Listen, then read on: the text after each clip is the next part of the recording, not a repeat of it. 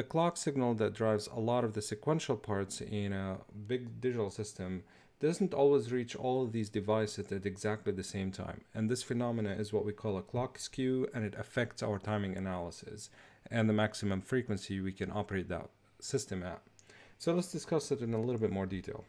So why do we have clock skew, or what are the reasons for clock skews? And there are many of them, but the most obvious one is probably something like here. So we have a register R2 and a register R1, and they're technically both connected to the same exact clock. So let's assume that the source of the clock is somewhere in here. And as it turns out, that clock 2 that reaches R2 a little bit faster than it reaches R1, and the reason why is because for some reason or another, the way we're actually wiring that clock to R1 is taking some sort of a longer route. So R1 will receive a clock signal a little bit later, and that creates what we call a clock skew. So in here, we'll see that timing diagram. What we see is actually the active edge of the clock at clock 2 is here, but it takes some time for this clock to be to propagate actually to the register 1. So we'll see a little bit of a delay. So if the active edge of the clock is in here and the active edge of the clock appears at R1 in here, the difference between them is what we call the skew time, or the clock skew time. And usually a clock skew will be represented, or sometimes it will be represented with this particular symbol that shows me that the clock might be arriving at different times to different devices. So the first reason that we see now for different clock path lengths. The next one, it could be maybe there's noise, for some reason or another, there's noise that affect this particular clock in here, and it'll create clock skew. And also clock gating will create clock skew. And what is clock gating? Well, for some reason, maybe you want to drive some other circuit or some other circuit part there. So what you do is you go to this clock and you take it, but you actually pass it through some sort of a gate before you actually give it to that part. So this little gate in here has its own internal delay, and will actually create clock skew. So this one here will definitely get this particular clock signal a little bit later than R2 because of that gate. And usually you should try to avoid all clock gating because of this particular phenomenon with clock skew. All right, so when performing analysis or timing analysis, we have to take care of this clock skew, and it actually affects all of our timing analysis. So let me show you an updated timing diagram of the two register paths that we've studied. So in the original one in here, what we see is the following. We have register 1, register 2, and assuming no clock skew whatsoever, we've seen that these timing and the propagation, the contamination delay. So we saw that the active edge appears at both R2 and R1 at the same exact time. So Q1 will be after, like, the contamination delay, or the clock to Q for contamination delay would be here. The clock to Q propagation delay would be here. And of course, the other parts are exactly the same, or they are the same. This is what we discussed before. So the updated timing diagram is a little bit different. And usually when we do any timing analysis, we take worst case scenarios. So what we can say is, okay, if we have clock skew, so the clock doesn't appear at R2 and R1 at exactly the same time. So if we want to study the worst case scenario or anything, so we're going to see, all right, for propagation delay, let's assume that I care about the propagation delay of Q1. We're going to consider the clock appears first in R1, then R2. And in that case, I'm going to consider this is my active edge of the clock. And from this point on, I'm going to consider my contamination delay. And of course, the contamination delay for the combinational part actually reaches in here. Similarly, for the propagation delay, I will figure out the propagation delay for this one here as well. I'm going to assume at that point is the active edge of the clock is in here, and the active edge is there, or the propagation clock to Q will be here, and the combinational logic part in here. What I'm saying in here is I have a couple of different clock edges. So originally I had one in here and one in here, and that's it. But here I can consider any clock edges, and usually we consider the worst case scenario. So if I care about contamination delay, which is the earliest delay, or like the slowest or the smallest delay, we usually consider the first clock skew. And if we care about the propagation delay, we take care to consider the latest clock skew. All right, so this is what we're going to do. Sometimes we're going to consider the first one, sometimes we're going to consider the last one. And again, when we do timing analysis, we usually take care of the worst case, or we can only consider the worst case scenario because this is what we care about. The other cases are better. All right, so let's see how the setup timing constraint and everything will get updated accordingly. So again, I have R1 and R2, and they're separated by combinational logic. But now I'm going to consider clock 1 and clock 2, and I'm going to consider these differently. So what we care about is setup time constraint, and here's the deal. Setup time constraint, usually we consider propagation delay. So I'm going to assume the worst case scenario R1, which gets clock 1. I'm going to assume, because I care about the propagation delay, so it's the latest delay or the largest delay. So I'm going to consider my active edge of the clock in here. And this is the clock to Q, propagation clock to Q, that is. And of course, we have the propagation delay from the combination logic coming in here. So this part is exactly the same. There's no difference whatsoever. Okay, PC to Q, or clock to Q, propagation clock to Q, and propagation delay. So this part was the same. And then what we're going to do a little bit differently in here is the following. So what we care about is we're studying setup time for R2. So we're going to have to take a look at the clock that comes on R2. And again, the clock is skewed. So for the case of R2, for the worst case scenario, we're going to assume that the clock actually appears earlier. So because it appears earlier, I'm going to have to make sure that I have to keep that particular signal stable T setup time. Of course, the clock is going to be like, for the next active edge of the clock for R1, it's going to be that one. So there is a little bit of a difference between these in here. So that's an additional time that we're going to have to consider.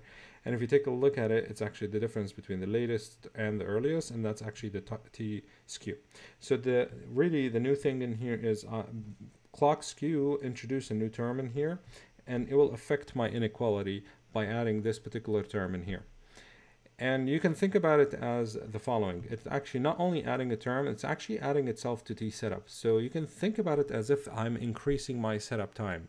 So the setup time requirement or the constraint now is a little bit more difficult, because I'm going to have to keep that signal stable a little bit more or a little bit longer prior to an active edge of the clock. And of course, you can rearrange the inequality and you're going to get something similar. Now we just have T skew in here. All right, so how does that affect the hold time constraint? Very, very similarly. Worst case scenario again, I'm gonna see I have clock 1 in here and clock 2 in here. So in this particular case, I care about the contamination or the earliest delay. So I'm gonna consider that clock 1, which affects R1 in here, comes first. And from there, I'm gonna have a contamination clock to Q. And then from here, I'm gonna have propagation contamination delay, not propagation delay, for the combinational part. So this part is again the same. I have contamination clock to Q and I have a contamination delay. What's different is the following. So now R2, I care about it. This is hold time, so I need to figure out where the active edge of the clock for R2 is. And because I'm studying the worst case scenario, I'm going to take a look at the bolded version here. I'm going to consider the latest one. Okay, because I'm considering the latest one, after that, I'm going to have to keep it for hold time. Of course, the active edge for R1 was here and the active edge for R2 was here. So there's a little bit of difference, and that appears in T-skew. So like what we saw in the setup time constraint, I'm actually adding this little term in here. And if I actually go and write that equation or that inequality, I'll see that skew or the skew time got added to the hold. So effectively, what the skew, in both cases, you can see that actually it added the following. So T-skew made T setup a little bit longer, and T-skew made T hold a little bit longer. So the timing constraints are a little bit more restrictive. They're a little bit worse. And that's how T-skew usually affects our calculations. So let's go to our previous example in here, the one with the time analysis. We assume that clock appears everywhere at the same exact time. So now let's assume that there's a little bit of delay or differences between the registers in here and the registers in here, and that's actually 50 picosecond. So if I want to study the setup time, for example, the setup time constraint, I'll have to write that inequality. So the setup time tells me T of C should be greater than or equal to T propagation clock to Q plus T propagation delay of the sequential or the combinational part, plus now I had only T set up. Okay, and now what I need to do is I need to add T skew to it. All right, so I'm going to highlight the things we know. I think we know that T skew in here. We know the setup, I think it's here. We know that the propagation clock to Q, which is here, and we know, or what we're after is actually that TC.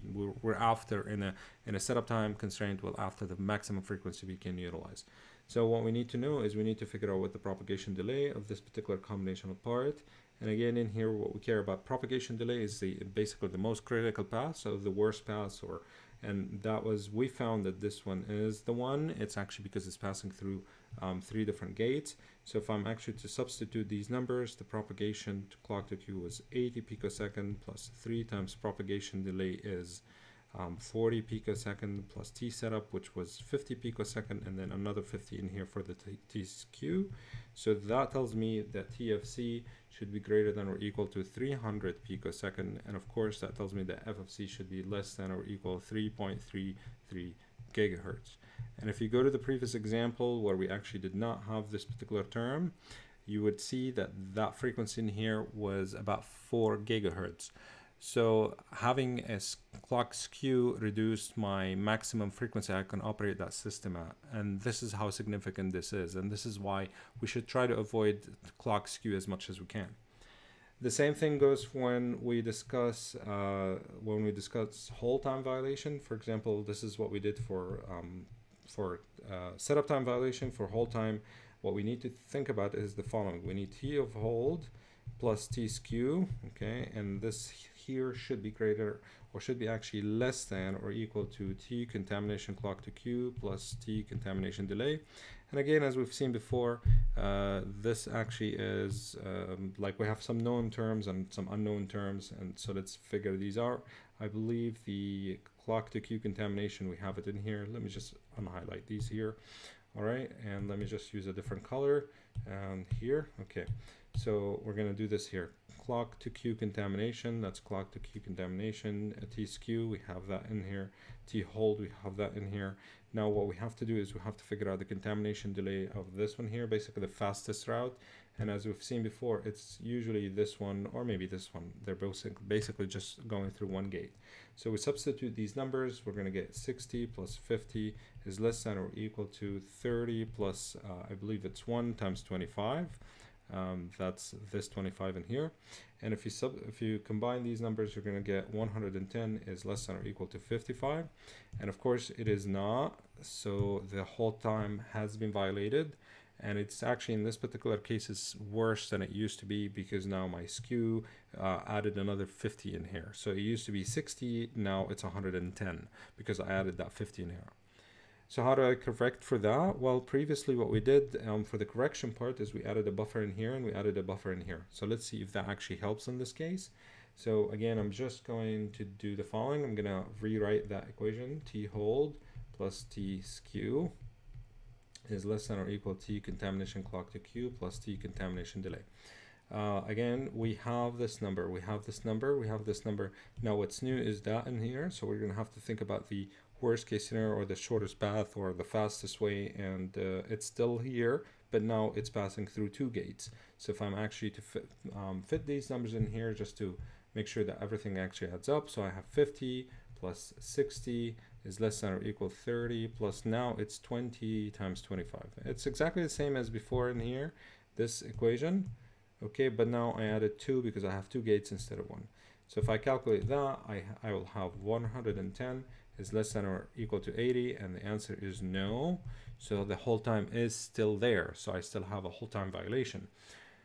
Okay, so this particular fix that we've done before, now because we have clock skew didn't work. So how do I go about it? Well, we can add more delays, for example, here and here. So instead of having 1 buffer, maybe we're going to have 3, or instead of having 1 buffer, like so instead of having that path going through 2 gates, we can make it go through 3 gates. So we can figure this out by saying, okay, let me calculate this here. Instead of 2 gates, I'm going to say 3 gates in here, and let's calculate that number. So this is actually 75 plus 30, which is 105. So it's still not working. So 2 buffers in here and 2 buffers in here did not go well. So what's another solution? Well, I think the solution may be to add another 3rd in here and a 3 in here. Let me just double check. 75 plus 30, I believe 75 plus 30 is actually 105, and I'm correct, yes. Okay, so the solution is to add another buffer in here. Of course, if I add another buffer, I think that's instead of like now 3 gates, I'm going to pass through 4 gates. So that will be now 130, and now that is fine. So that's 130. But guess what?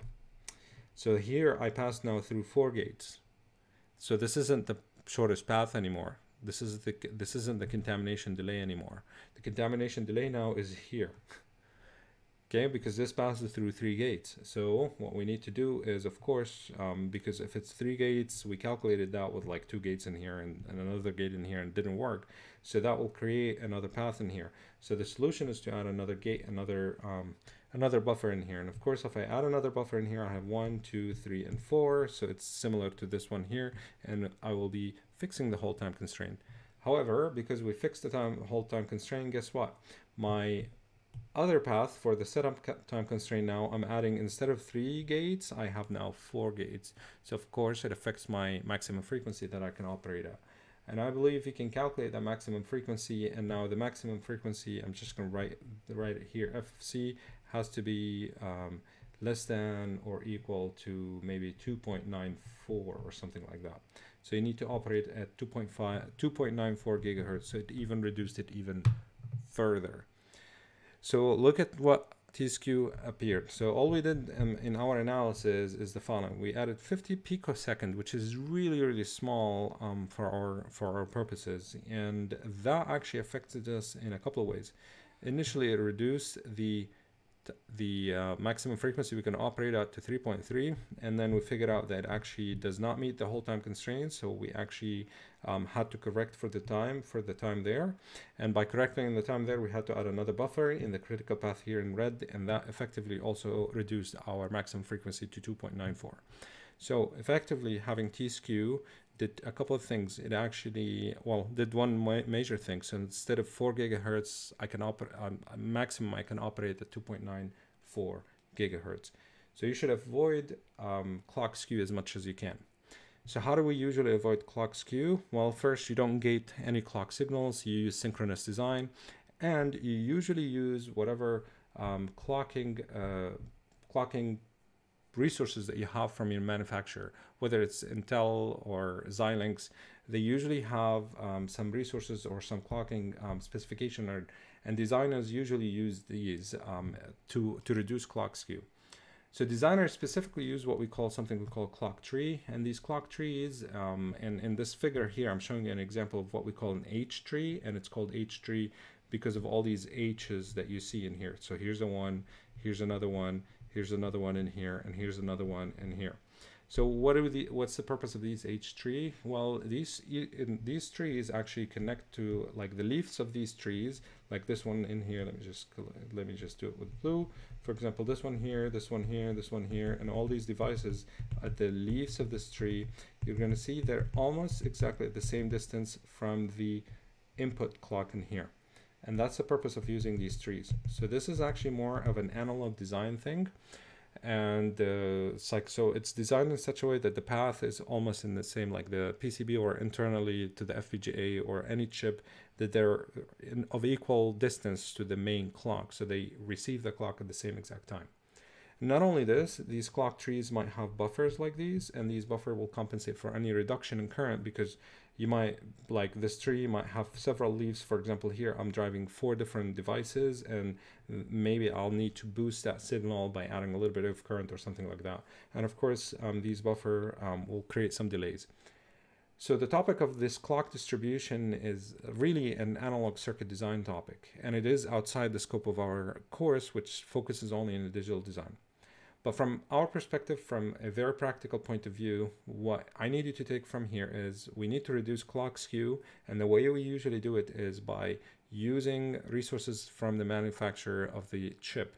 So do not write code that generates your own clock. We know how to write it using timers and counters and T flip-flops, and you can generate your own clocks. But by generating your own clocks, Vivado would not, or whatever CAD tool you're using, might not understand that it's a clock signal that you're trying to do, so it might not use these clock trees. So use the resources that are provided by the manufacturer. And I'll show you this in the next video.